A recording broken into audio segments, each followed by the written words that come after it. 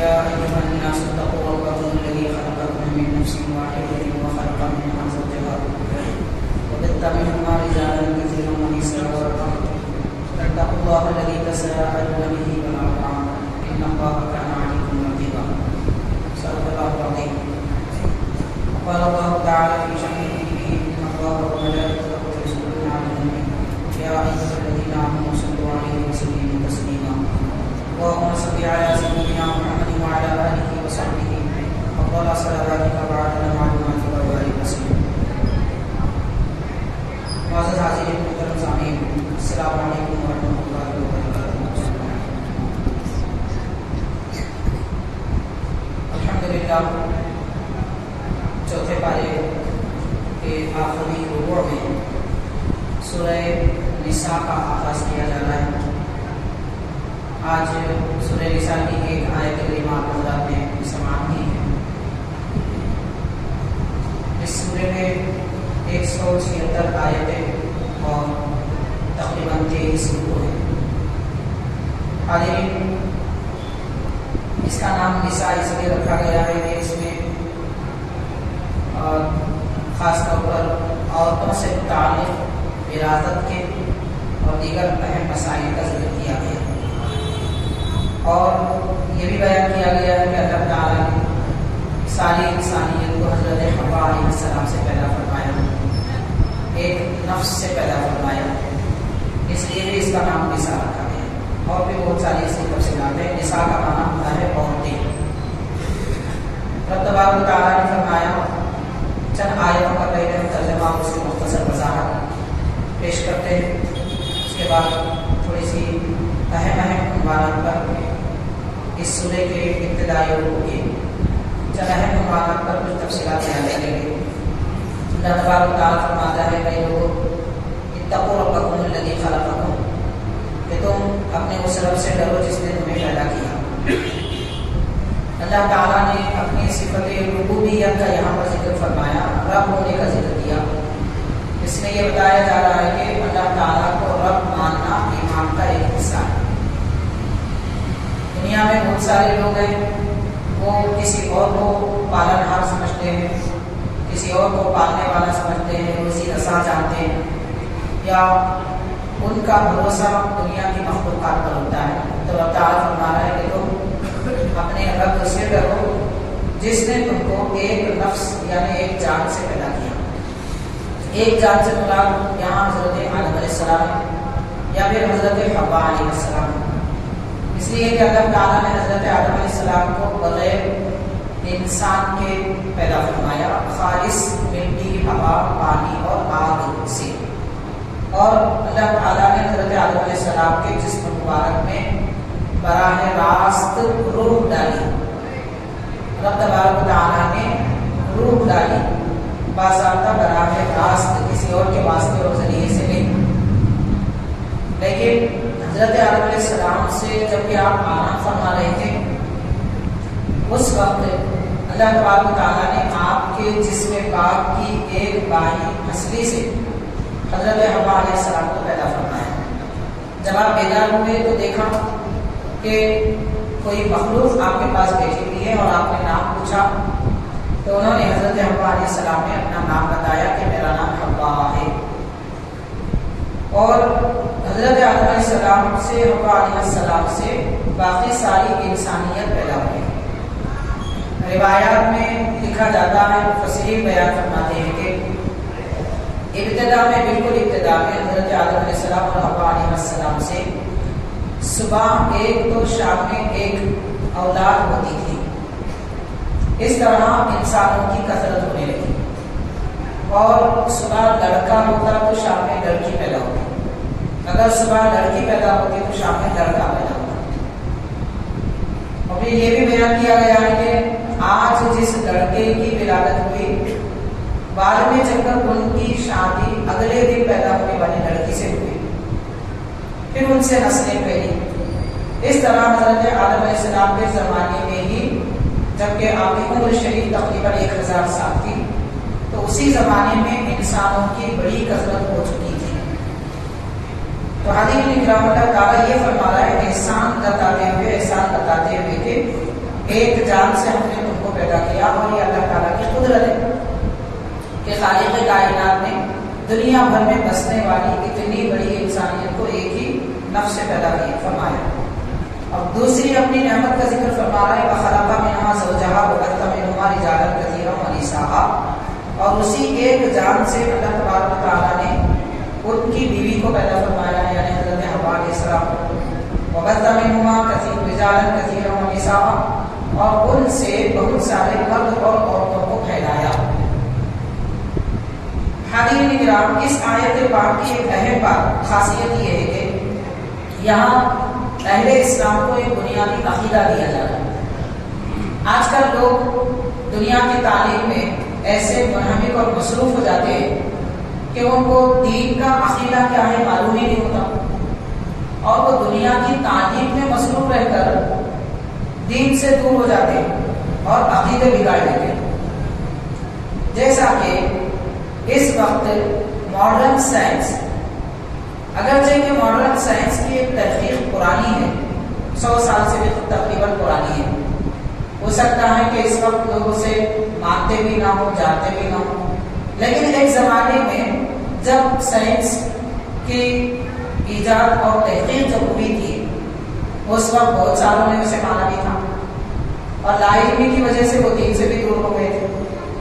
وہ یہ ہے کہ لوگ یہ کہتے تھے کہ انسان پہلے بندر تھا، پھر بعد میں وہ ترقی کرتا ہوا انسان کی شکل اختیار کی۔ بندر تھا یہ اس لیے کہہ رہے ہیں کہ انسان اور بندر کی شکل و صورت، عادات و اطوار ملتے جلتے۔ تو حاضرین کرام، اگر یہ دیکھا جائے تو انسان میں ایسی کئی عادتیں ہیں جو کئی جانوروں میں، صرف انسان بندر ہی میں نہیں۔ ہاں، ایک وجہ لوگ نعوذ باللہ یہ بیان کرتے ہیں کہ بندر اپنے ہاتھ سے کھاتا ہے، منہ سے نہیں کھاتا۔ باقی جانوروں کو دیکھا جائے تو وہ سیدھا منہ سے کھاتے ہیں۔ تو انسانوں کی جیسی عادت ہے، اس وجہ سے انسان بندر سے بنا ہے۔ اس طرح کی قیاس آرائیاں اور بیکار کے خیالات اور ان کے اپنے جاہلانہ معلومات، اس طرح کی باتیں لوگ کی عادت ہے۔ تو قرآن مجید سورہ نساء کی یہ پہلی آیت بتا رہی ہے کہ انسان حضرت آدم حضرت حوا علیہ السلام سے پیدا ہوئے، اور اللہ تعالیٰ نے ان کو بنایا، انسان کو بنایا، اور اپنے کو انسان ہی بنایا، بندر بنا کر پھر ان کو انسان ہی بنایا۔ یہ باطل خیالات ہے۔ اب اگر کوئی کہے کہ نہیں یہ پرانی بات ہے، پرانے زمانے میں لوگ کہتے تھے، اب نہیں مانتے، کوئی سائنسدان نہیں مانتا، تو پتہ یہ چلا کہ سائنسدان جو ایک زمانے میں 100 سال پہلے جو بات کہتے تھے، 100 سال کے بعد والے خود سائنسدان اس بات کو جھوٹا لے رہے ہیں، اس کو جھوٹی بات بتا رہے ہیں، اس کا انکار کر رہے ہیں۔ تو اب جو لوگ سائنس کی بات کر رہے ہیں، ہو سکتا 50 سال کے بعد دوسرے لوگ اس کو جھوٹا کہیں۔ تو اس لیے اس سائنس کو ماننے کا فائدہ ہی کیا، جس کا کوئی ٹکاؤ بھی نہیں ہے، فلاح ہی نہیں ہے، اور اس کو ماننے کی خاطر دین سے منہ پھیر لینا۔ یہ ایک اہم اور پختہ عقیدے کی بات ہے کہ ایک مسلمان کا عقیدہ ہر صورت میں دین، اسلام، قرآن، حدیث پر ہونا چاہیے۔ دنیا کیا کہہ رہی ہے، ڈاکٹر کیا کہہ رہا ہے، سائنس کیا کہہ رہی ہے، اس کا کوئی اعتبار ہمارے دین میں نہیں ہے، جبکہ وہ دین سے ٹکرائے، دین کے اصول اور قاعدے کے خلاف ہو۔ اور اگر مان لیجیے کہ سائنس پر پورا ایمان لوگ ایسا لا لیتے ہیں کہ جس کی وجہ سے ان کا قرآن و حدیث میں بھی ایمان باقی نہیں رہتا، تو پھر ایسی باتیں جو دین کے خلاف نہ ہو مگر لوگوں کو دین سے بڑھ کر سائنس پر اعتبار ہو، وہ بھی غلط ہے اور وہ بھی ایمان کے خلاف ہے۔ بہرحال ساری بات کا خلاصہ یہ ہے کہ اللہ تعالیٰ نے انسانیت کو حضرت آدم حضرت حوا علیہ السلام سے پیدا فرمایا۔ حاضرین کرام، اس سے پہلے بھی کبھی شاید کسی موقع پہ ہم نے عرض کیا، لوگ یہ جو دعویٰ کرتے تھے کہ انسان بندر سے ترقی کرتا ہوا انسان بنایا، اگرچہ کہ یہ اس زمانے کی بات ہو، لیکن آج بھی بہت سارے لوگ اس بات کو مانتے ہیں۔ بہت سارے لوگ ایسے ہیں کہ وہ اس بات کو مانتے ہیں اور انسان کو ترقی یافتہ بندر سمجھتے ہیں۔ اس زمانے میں یہ جو تحقیقات ہوئی تھی، اس کا جواب انہی کے اصول اور قاعدے کے مطابق، سائنسدانوں کے ہی قاعدے اور اصول کے مطابق اور عقل کے مطابق حضرت بانی جامع نظامیہ شیخ الاسلام حضرت امام محمد انوار اللہ فاروقی علیہ رضوان نے بیان فرمایا۔ آپ نے ان کے جواب میں ایک سوال یہ فرمایا کہ اگر بندر ترقی کرتا ہوا انسان بنا تو سوال یہ ہے کہ سارے بندر انسان بنے یا تھوڑے بنے؟ اگر کہیں کہ تھوڑے بندر انسان بنے، باقی بندر ہی رہے، تو اب یہ سوال پیدا ہوتا ہے کہ باقی بندروں کو ترقی کرنے سے کس نے روکا؟ وہ بھی ترقی کر کے انسان بن سکتے تھے، کس نے روکا ان کو؟ تو چند بندروں کے ذہن میں ترقی کرنے کا خیال آیا تو وہ انسان بن گئے اور 4 پاؤں سے چلنے کے بجائے 2 پاؤں پر چلنے لگے، صورت و شکل بدل گئی اور کچے دانے کھانے کے بجائے پکا کر کھانے کا مزاج پیدا ہوا۔ پھر سارے بندروں کا یہ مزاج کیوں نہیں بنا؟ اس کی کیا وجہ ہے؟ اس کا کوئی جواب نہیں ہے۔ تو جب جواب نہیں ہے تو پھر وہ بات غلط ہے۔ دوسری بات کہ اگر بندر ترقی کرتا ہوا انسان ہو سکتا ہے تو آج بھی کئی ایسے لوگ ہیں جو بندروں کو پالتے ہیں اور اس کے کرتب بتاتے ہیں اور ہم لوگ اس سے پیسے وصول کرتے ہیں۔ تو یہ انسانوں کے درمیان پالتو جو بندر ہیں وہ بندر انسان کیوں نہیں بن رہے؟ پہلا بندر تو انسان بن گئے، اب انسان کی صحبت میں رہ کر بھی کوئی بندر آج تک انسان بنتے ہوئے کیوں نظر نہیں آئے؟ اگر ویسا ہوتا تو صحبت کی وجہ سے بندر بھی انسان بن جانا چاہیے تھا، تہذیب میں رہ کر اور ماڈرنزم کا ماحول پا کر اس کو بھی ترقی کرنا تھا۔ اگر ایسا کچھ نہیں ہوا تو پتہ چلا کہ یہ بنیاد کی نحوس کی ہے، یہ سب جھوٹی بناوٹی باتیں، کسی کو کچھ سمجھ میں آ گیا بول دی۔ تو بہرحال حاضرین کرام، قرآن مجید یہ اعلان کرتا ہے اللہ تعالیٰ نے انسان کو انسان بنایا، بلکہ قرآن پاک میں جہاں بھی آپ دیکھیں گے اللہ نے فرمایا خلقنا الانسان، ہم نے انسان کو پیدا کیا۔ یہ نہیں فرمایا ہم نے انسان کو ترقی دی، یہ نہیں فرمایا ہم نے انسان کی حالت بدلی۔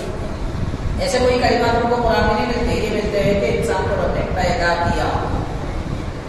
تو حاضرین کرام، یہ بنیادی عقیدہ ہے، اس سے اگر کوئی اس کا انکار کرے اور یہ سمجھے کہ نوز باللہ بندر سے انسان پیدا ہوا ہے تو وہ پھر مسلمان کافی نہیں رہتا، اس لیے کہ وہ اللہ تعالیٰ کی تخلیق کا بھی انکار کر رہا ہے اور ساتھ ہی ساتھ قرآن پاک کی آیتوں کا بھی انکار کر رہا ہے۔ پھر اس کے بعد اللہ تعالیٰ نے فرمایا ان اللہ کان علیکم رقیبا، بے شک اللہ تبارک و تعالیٰ تم پر بہت زیادہ محافظ ہے، نگہبان ہے۔ اللہ تعالیٰ ہماری محافظت فرماتا ہے، ہماری نگہبانی فرماتا ہے۔ حاضرین کرام، اس آیت پاک میں جو تفصیلات ہیں ان تفصیلات تو ہم ابھی تھوڑی دیر کے بعد عرض کریں گے، 1-2 آیتیں اور ہم اس کی وضاحت اور ترجمہ وغیرہ کر لیتے ہیں۔ اللہ تعالیٰ نے فرمایا وآتوا الیتامی اموالہم، اے لوگوں یتیموں کو ان کا مال دے دو، ولا تتبدلوا الخبیث بالطیب، اور اچھے مال کو برائی سے نہ بدلو۔ یعنی اس زمانے میں بعض لوگ یہ کیا کرتے تھے کہ یتیم اگر ان کے کوئی رشتہ دار یا پھر کوئی والدین کے بغیر کوئی انتقال کر جاتا ہے تو اس کا مال اپنے پاس رکھتے اور اس مال کو کھا لیتے، ہڑپ کر لیتے، یتیم کو واپس نہیں کرتے۔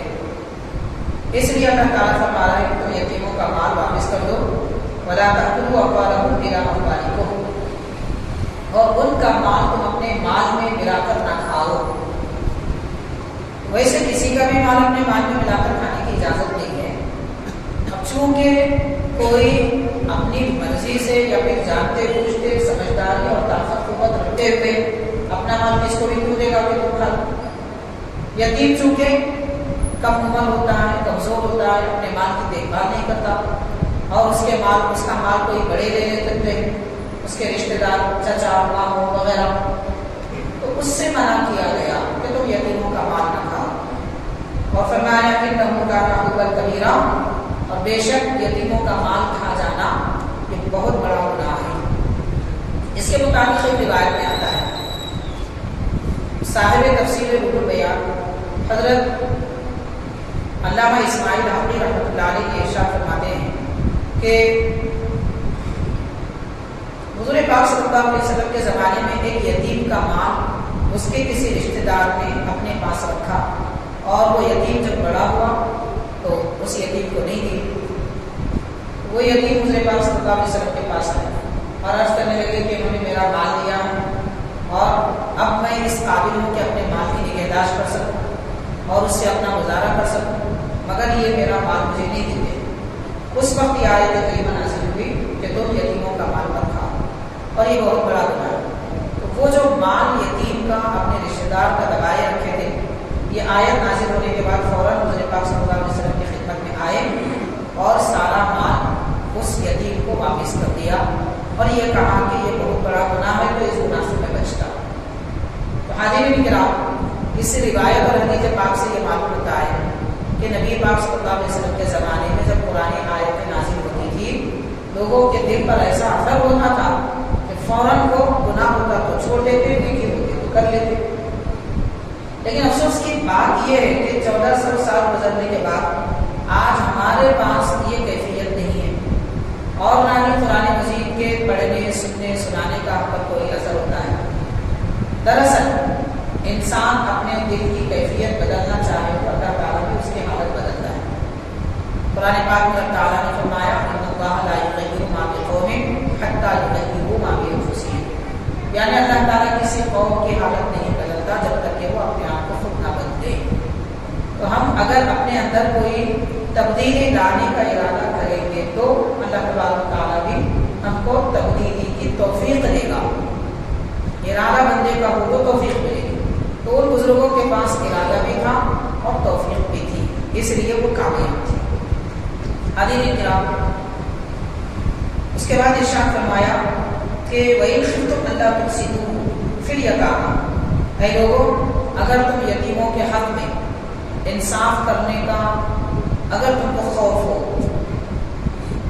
یعنی انصاف اگر ہم کر نہیں سکتے اس بات کا خوف، تو یتیموں کی پرورش کے لیے تم نکاح بھی کرو، یعنی خود ان کو یتیموں کو وقت پر کھانا پینا نہیں دے سکتے، ان کی دیکھ بھال نہیں کر سکتے، تو دیکھ بھال کرنے والی خاتون کو اپنے گھر لاؤ اور نکاح کرو، اور نکاح کر کے بھی یتیموں کی پرورش کرو۔ یہ حکم اللہ تبارک تعالیٰ نے عطا فرمایا۔ معلوم یہ ہوا کہ نکاح صرف اس لیے نہیں کیا جاتا کہ اپنی اولاد کی پرورش کی جائے، نکاح کرنے کا حکم اس لیے بھی دیا گیا ہے کہ دوسروں کی اولاد کی بھی پرورش کرے، یعنی جو بچے جن کے کوئی دیکھ بھال وغیرہ کرنے والے نہیں ہوتے، ان کی دیکھ بھال کے لیے بھی نکاح کرنے کا حکم دیا گیا ہے۔ تو اللہ تعالیٰ نے فرمایا فَانكِحُوا مَا طَابَ لَكُم مِّنَ النِّسَاءِ، کہ جو عورتیں تمہارے لیے تمہاری زندگی کے مطابق تمہارے نسب کے مطابق اچھی نظر آئیں تم نکاح کرو، چاہو تو 1 کرو، چاہو تو 2 کرو، اور چاہو تو 3 کرو، چاہو تو 4 کرو۔ یعنی اس آیت پاک میں مسلمانوں کو نکاح کرنے کا حکم دیا گیا۔ دوسری یہ بھی اجازت دی گئی کہ اگر تمہارے پاس سب ازواج اور بیویوں کا حق دینے کی استطاعت ہے تو 1 سے بڑھ کر 2، 3، 4 تک بھی نکاح کر سکتے ہیں۔ 1 نکاح کرنا سنت ہے اور 1 سے زائد نکاح کرنا جائز ہے، جبکہ حق دیا کریں سب کا برابری کے ساتھ۔ کتنی برابری؟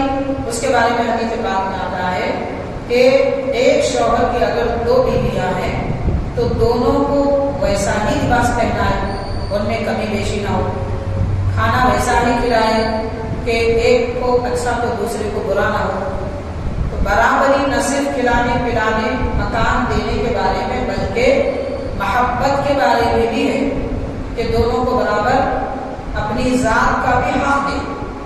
اس اعتبار سے اگر برابری کر سکتے ہیں تو نکاح کرنے کی اجازت ہے 1 سے زائد، ورنہ حق نہیں دے سکتے تو 1 سے زیادہ نکاح کرنے کی اجازت ہے۔ حضور نبی کریم صلی اللہ علیہ وسلم نے ارشاد فرمایا قیامت کے دن چند لوگ میدان محشر میں ایسے آئیں گے کہ ان کا ایک مونڈھا ڈھلا ہوا ہوگا تو دوسرا اٹھا ہوا ہوگا، اس کی وجہ ان سے پوچھی جائے گی تو وہ کہیں گے کہ میں اپنی بیوی کا حق نہیں دیتا تھا، حق دینے میں کمی بیشی کرتا تھا۔ تو اس لیے مطلب یہ ہوا کہ گھر والوں کا حق دینے میں اگر کوئی کمی بیشی کرتا ہے، اللہ تبارک و تعالیٰ قیامت کے دن سر محشر اس کو رسوا فرمائے گا۔ اس کی رسوائی کا سامان ہوگا اس کا، کیونکہ وہ زندگی میں اپنے گھر والوں کا حق نہیں دیتا تھا، اس لیے میدان محشر میں اس کا عیب اور اس کا گناہ کھول کر رکھ دیا جائے گا۔ حضرین کرام، یہ 3 آیتیں آپ حضرات نے سماعت کی ہیں۔ اس میں پہلی جو آیت کریمہ ہے اس کی تفصیلات میں بیان کیا جاتا ہے کہ اللہ تبارک و تعالیٰ نے سب سے پہلے حضرت آدم علیہ السلام کو پیدا فرمایا اور آپ کو جنت میں سکون عطا فرمایا، پھر آپ کو نیند عطا فرمائی۔ جب آپ نیند سے جاگے تو دیکھا کہ آپ کے سامنے ایک خاتون ہے اور وہ حضرت حوا علیہ السلام ہے۔ حضرت حوا علیہ السلام کی طرف حضرت آدم علیہ السلام مائل ہوئے اور اس کے بعد انسانیت کی نسل بڑھتی رہی۔ دوسری بات یہاں اس آیت پاک کے بارے میں یہ بیان فرمایا جا رہا ہے کہ اللہ تبارک و تعالیٰ نے انسانیت کی نسل بڑھائی اور یہ بھی فرمایا کہ تم کو ایک جان سے پیدا کیا، اس لیے پیدا کیا تاکہ تم اپنے رشتہ داری جوڑے رکھو۔ حضرین کرام، اس دور میں ہم دیکھتے ہیں کہ لوگ دوستانہ تعلقات تو اچھے جوڑ لیتے ہیں مگر رشتہ داریاں خراب کر دیتے ہیں۔ پچھلے زمانے میں لوگوں کے درمیان رشتہ داریوں کی محبت ہوتی تھی، بھائیوں کے درمیان، بہنوں کے درمیان، اولاد اور ماں باپ کے درمیان، قریب سے دور کے رشتہ داروں کے درمیان بھی محبتیں ہوا کرتی تھی، اس لیے ایک دوسرے کے پاس مہمان آتے جاتے ہیں۔ اب یہ جو دور ہم دیکھ رہے ہیں کہ یہ دور کسی رشتہ دار کو آپ کے گھر نہیں بلاتا بلکہ وہ شادی خانے میں بلاتا ہے۔ آپ ہمارے گھر میں آنے کے قابل نہیں ہیں، آپ شادی خانے میں آ جائیے کہ وہاں پر آپ کی دعوت ہو جائے گی اور وہیں سے چلے جائیں گے۔ چھوٹی سی دعوت بھی کرتے ہیں تو کوئی ہوٹل بک کرتے ہیں، وہاں پر جمع ہو گئے، وہاں سے سب نکل گئے، یعنی رشتہ داری بھی نام و نمود کی ہو چکی ہے، بس ایک فارمیلٹی کرنا ہے، بس کرنا ہے۔ محبت اگر ہوتی تو گھر بلاتے، محبت ہوتی تو گھر پہ رکھتے، محبت ہوتی واقعیتاً جیسے پچھلے زمانے میں تھی تو گھر کا پکوان کرتے، خود دستر بچھاتے، خود ان کو کھلاتے اور خود ان کا ہاتھ دھلاتے۔ آپ غور کیجیے کہ یہ دور پہ سہولت کی خاطر کہ گھر میں کہاں کام ہوگا اور مصروفیت کا زمانہ ہے، ایک دوسرے سے ملنے کی فرصت نہیں ہے، مگر فون دیکھنے کی فرصت بہت زیادہ ہے، چبوتروں پہ بیٹھنے کی فرصت بہت زیادہ ہے، مگر رشتہ داروں سے ملنے کی کوئی فرصت ہمارے پاس نہیں ہے، اس لیے کہ کام نہیں ہو سکتا۔ نہ گھر کی خواتین کے لیے کام کرنا آسان ہے، نہ مردانے کو کام کرنا آسان ہے، اس لیے سارے کام جو بھی ہوں گے وہ باہر کر دیں۔ اب آپ غور کیجیے، دین اسلام کے آداب میں بتایا گیا ہے جب کوئی مہمان تمہارے پاس آئے، آج کل تو مہمان آتے جاتے نہیں ہیں، کوئی مہمان کسی کے گھر آتا جاتا نہیں ہے، آ بھی دے تو 1-2 گھنٹے کی ملاقات، اس کے بعد سب کھائے۔ لیکن سرکار نے کیا فرمایا، اگر کوئی مہمان تمہارے پاس آئے تو اس کی مہمان نوازی 3 دن تک کرو۔ معلوم یہ ہوا کہ ایک مہمان کسی کے گھر گیا تو 3 دن رہ سکتا ہے، اس کا حق ہے، مہمان کا حق ہے کسی کے پاس جا کر 3 دن رہنے کا۔ اور پھر فرمایا 3 دن اس کی اچھی خاطر تواضع کرو، مہمان نوازی کرو، 3 دن کے بعد میں تم وہ غذائیں پیش کرو جو تم کھاتے ہو، مطلب 3 دن تک مہمان کے سامنے اچھے کھانے پیش کرنا چاہیے۔ حاضرین کرام، دوسری بات یہ بھی ارشاد فرمایا آداب میں کہ جب کوئی میزبان مہمان نوازی کرنا چاہتا ہے تو وہ پہلے دوسرے دستر پر بیٹھ کر خود نہ کھائے، خود نہ کھائے، اس لیے کہ مہمانوں کو کھلانے کے بعد اسے کھانا چاہیے۔ اور آج کیا ہو رہا ہے، شادی خانوں میں سب سے پہلے گھر کے افراد کھا لیتے، سب مل کر کھا لیتے اور بولتے ہیں ہم آپ کو مہمان نوازی کرنا ہے اس لیے ہم پہلے کھا لیں۔ یہ آداب کے خلاف ہے، کوئی کھایا تو گناہگار نہیں ہو جاتا۔ بیمار ہے، شوگر پیشنٹ ہے، کھانا ہے، کھا سکتے ہیں، کوئی حرج بھی نہیں، لیکن اسی وقت کھانا بھی ضروری نہیں ہے، پہلے بھی کھا لے سکتے ہیں، لیکن آداب تو یہ ہے۔ پھر یہ بھی بتایا گیا آداب میں کہ اپنا ہاتھ مت دھو، اس لیے کہ کھانے کے لیے ہاتھ دھویا جاتا ہے، بلکہ آپ ہاتھ مہمان کے ساتھ نہ دھو، ان کو صرف ہاتھ دھلاؤ تاکہ آخر میں کوئی مہمان اکیلا آ جائے تو تم ان کے ساتھ بیٹھ کر کھا سکو۔ پتا چلا کہ مہمان ایک سے زائد ہو تو ساتھ کھائیں گے، اگر اکیلا مہمان ہو تو اس بات کو بھی ساتھ آنا چاہیے. یہ آداب بتائے گئے. ایسا نہیں ہے کہ کسی کو ویٹر کو لگا دیا آپ کھلاؤ ہم دوسرے کام میں مصروف رہیں گے. تو سارے اسلامی آداب کے خلاف یہ طور طریقے آج اختیار کیے گئے. اب یہ طریقے اگرچہ کہ حرام نہیں ہے، ناجائز نہیں ہے، مکروہ نہیں ہے، مگر ادب کے خلاف ضرور ہے. اور ادب پہلا قرینہ ہے محبت کے قرینے میں. جب وہی ہاتھ میں نہیں ہے تو پھر کچھ بھی باقی نہیں. بہرحال خلاصہ لب ساری بات کا یہ ہے کہ اس آیت پاک میں اللہ تبارک و تعالیٰ ایمان والوں کو رشتہ داری جوڑنے کا حکم فرما رہا ہے. حضور پاک صلی اللہ علیہ وسلم نے ارشاد فرمایا کہ الرحم معلقۃ بالعرش تقول، قیامت کے دن رشتہ داری اللہ تعالیٰ اس کو صورت و شکل دے گا. رشتہ داری کی جو ایک شے ہے جس کو آپس میں جوڑا جاتا ہے، معنوی چیز ہے، محسوسات میں نہیں آتی، لیکن اللہ تعالیٰ اسے قیامت کے دن شکل و صورت دے گا. وہ عرش الہی کے پائے کو تھام لے گی اور یہ دعا کرے گی اللہ کے دربار میں. کیا کہے گی؟ من وصلنی وصلہ اللہ، من قطعنی قطعہ اللہ. جس نے مجھے جوڑا اللہ تعالیٰ اسے جوڑ دے، اور جس نے مجھے کاٹا اللہ تعالیٰ اسے کاٹ دے. مطلب پل صراط سے گزرتے وقت میں کٹ کے گر جائیں گے وہ لوگ جو رشتہ داری دنیا میں نہیں چھوڑتی. آج رشتہ داریاں توڑی جا رہی ہے، ناراضیاں ظاہر کی جا رہی ہے. رشتہ دار اگر بیمار ہو، مریض ہو، ضرورت مند ہو تو اسے دیکھا بھی نہیں جاتا. اگر کوئی رشتہ داری نبھاتا بھی ہے تو صرف سال میں ایک مرتبہ زکوٰۃ دے کر نبھاتا ہے. مطلب فکر ایسی ہو چکی ہے کہ اپنے رشتہ داروں کو زکوٰۃ دیں گے. زکوٰۃ کوئی ایسی چیز نہیں ہے کہ نہ دی جائے، رشتہ داروں کا حق ہوتا ہے، لیکن کیا صرف زکوٰۃ اور ایک زکوٰۃ دینے سے ان کا حق ادا ہو جائے گا؟ سال میں ایک مرتبہ 5-10 ہزار روپے کسی رشتہ دار کو دے دیے، ذمہ داری ختم ہو جائے گی. تو حاضرین کرام، رشتہ داری ہر وقت جوڑنے کا حکم. ایک صحابی نے عرض کیا کہ یا رسول اللہ صلی اللہ علیہ وسلم، میں اپنے رشتہ داروں سے ملتا ہوں مگر وہ کرتے ہیں مگر میں ملنا چاہتا ہوں، ملتا ہوں. تو پیارے آقا صلی اللہ علیہ وسلم نے فرمایا جو تم سے کرتے ہو تم اسی سے جڑو. جو جڑتا ہے اس سے کیا جڑے گی؟ جو کرتا ہے اسی سے تو جڑا جاتا ہے. جو دور ہوتے ہیں ان کو تو قریب کیا جاتا ہے، قریب رہنے والوں کو کیا قریب کرے گی؟ تو پیارے آقا صلی اللہ علیہ وسلم نے رشتہ داریاں جوڑنے کا ایسا بھی حکم فرمایا. اور حاضرین کرام، ہر ایک کے لیے ضروری ہے کہ وہ رشتہ داروں کا حق ادا کرے. اور پھر یہ بھی حدیث پاک میں حضور پاک صلی اللہ علیہ وسلم نے فرمایا کہ ثواب کے قریب لے جانے والا کوئی عمل رشتہ داری سے زیادہ اچھا نہیں ہے.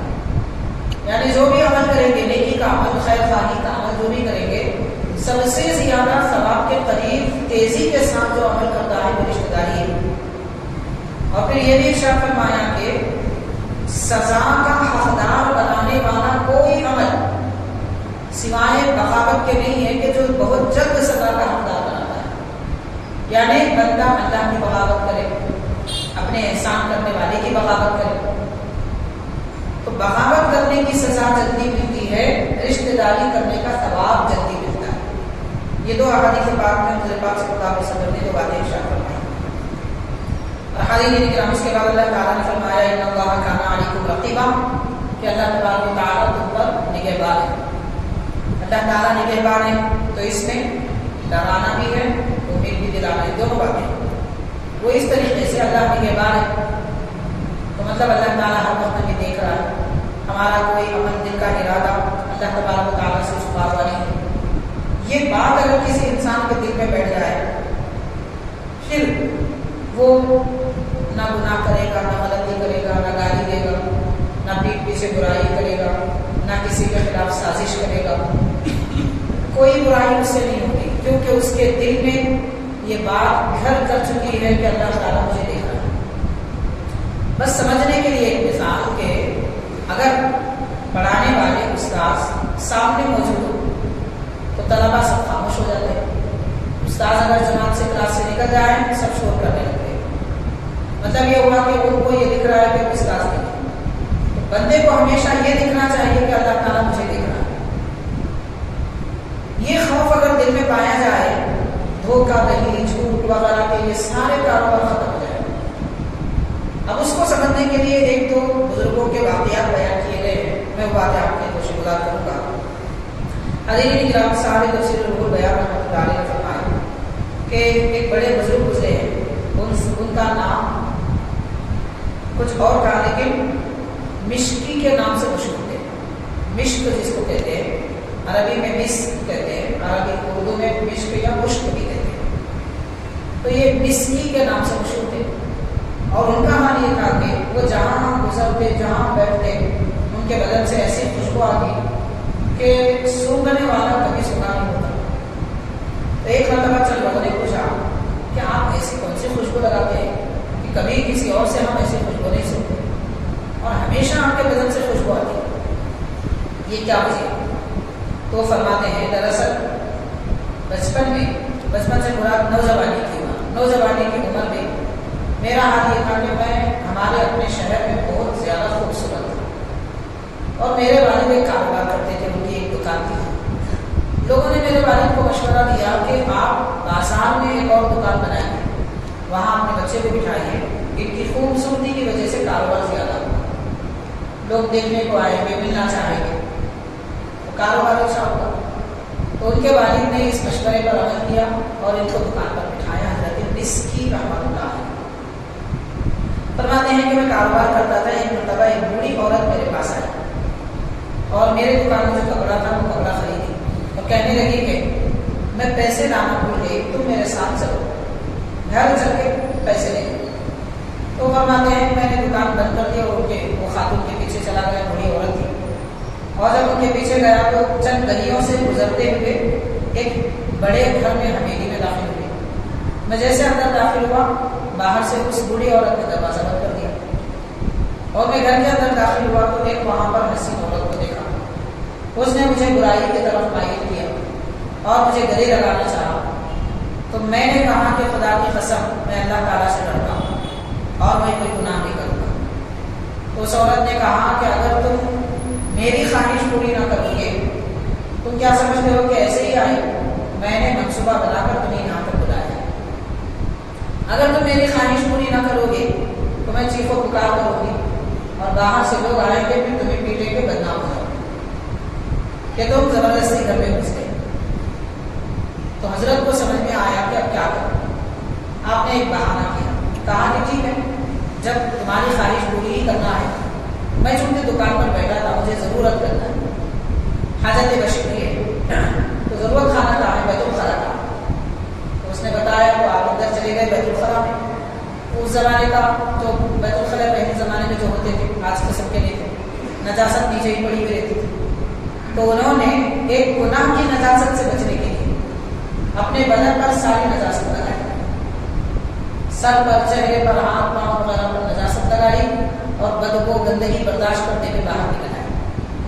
وہ عورت دیکھنے لگی یہ تو مجنون ہے، پاگل ہے، اسے تو باہر کرو. دروازہ کھول دیا گیا، باہر آ گئے اور وہ ایک تالاب میں گئے، وہاں پانی نہا لیا، غسل کر لیا. اس کے بعد فرماتے ہیں کہ رات میں سو رہا تھا کہ ایک شخص میرے پاس آیا اور مجھے جگایا اور کہا کہ مسکی، آپ تو یوسف بن یعقوب کے جیسا کام کیا، یعنی حضرت یوسف علیہ السلام کے جیسا آپ نے کام کیا. حضرت یوسف علیہ السلام نے زلیخا سے بچا تھا اور آپ اس عورت سے بچ گئے. اس کے بعد حضرت وہ آنے والے جو بزرگ تھے انہوں نے ان کے سر پر، چہرے پر، ہاتھ پر اپنا ہاتھ پھیرا.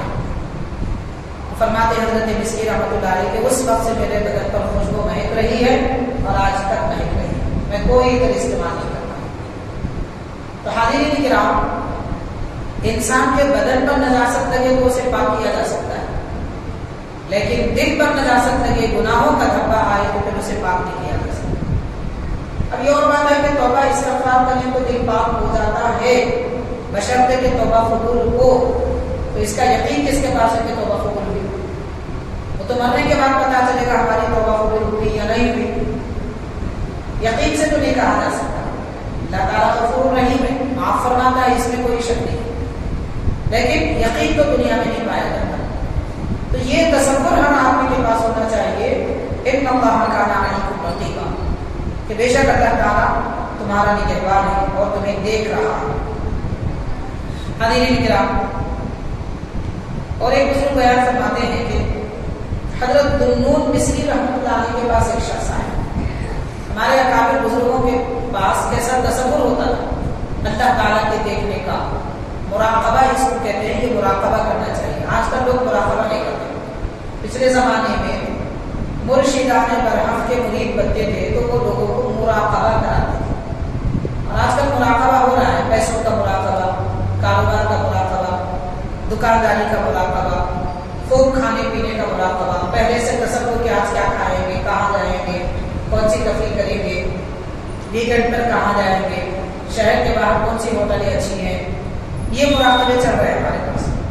پچھلے زمانے میں مسلمان مراقبہ کرتے تھے، آنکھیں بند کر کے بیٹھتے تھے قبلہ رو ہو کر، اور اللہ کے نام کا تصور کر کے اس میں گم جاتے تھے، اور اس نام مبارک کے ذریعے سے ان کو ایک روشنی ملتی تھی، اور وہ روشنی ان کو اللہ تعالیٰ تک پہنچاتی تھی۔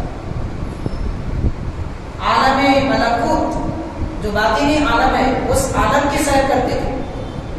آج ہم سڑکوں پہ پھر رہے ہیں اور وہ اللہ کے قرب کے راستے پر چلتے تھے، تو یہ فرق ہے ان کے اور ہمارے مراقبہ میں۔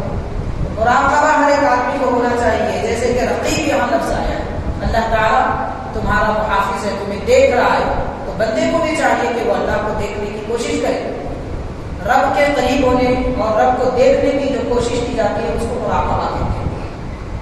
تو بزرگان دین مراقبہ کرواتے تھے، جس کی وجہ سے ان کے ذہن، ان کی فکر، ان کا دل پاک ہوا کرتا تھا۔ چنانچہ حضرت ذوالنون مصری رحمۃ اللہ علیہ کے پاس ایک شخص آیا اور ان کے پاس بات کرتے کرتے کہنے لگا کہ میں بادشاہ کے دربار میں کام کرتا ہوں، اور بادشاہ کا خوف ظاہر کرنے لگا کہ وہ ایسا ہے، تھوڑی غلطی برداشت نہیں ہوتی، اور دربار میں کھڑے رہے تو کھڑے رہ جانا چاہیے، حص و حرکت بھی نہ کرے، حکم آئے تو فوراً کر لے، کسی قسم کی کوئی بے ادبی نہ ہو، بڑا خوف کا معاملہ ہے۔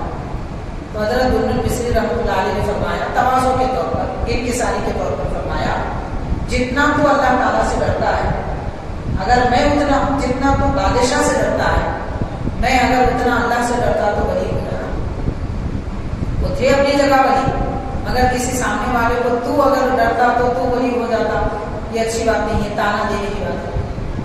اس لیے آپ نے خود اپنے آپ کے بارے میں کہا کہ جتنا تو بادشاہ سے ڈرتا ہے، اگر میں میرے رب سے ڈرتا تو میں اللہ کا ولی ہو جاتا۔ تو حاضرین کرام، آج ہم کو دنیا دشمن کا جتنا خوف ہے، اور بھوکے رہ جانے کا، غریب رہ جانے کا جتنا خوف ہے، اتنا خوف اگر اللہ تعالیٰ کا ہوتا تو ماشاءاللہ ہم مسلمان بھی اللہ والے ہو جاتے، صالحین میں ہمارا شمار ہوتا تھا۔ تو بہرحال یہ 3 آیات کریمہ کے مطابق مختصر سی تشریح اور وضاحت کی گئی ہے۔ اللہ تعالیٰ ہم سب کو اللہ تعالیٰ کا خوف اور اس کی نگہبانی کا تصور عطا فرمائے۔ آیات کریمہ میں جو تعلیمات دی گئی ہے اس پر عمل کرنا ہمارے لیے آسان فرما دے، ہمارے دلوں میں قرآن پاک کی نورانیت اور اس کی لذت داخل فرما دے۔ صلی اللہ تعالیٰ وسلم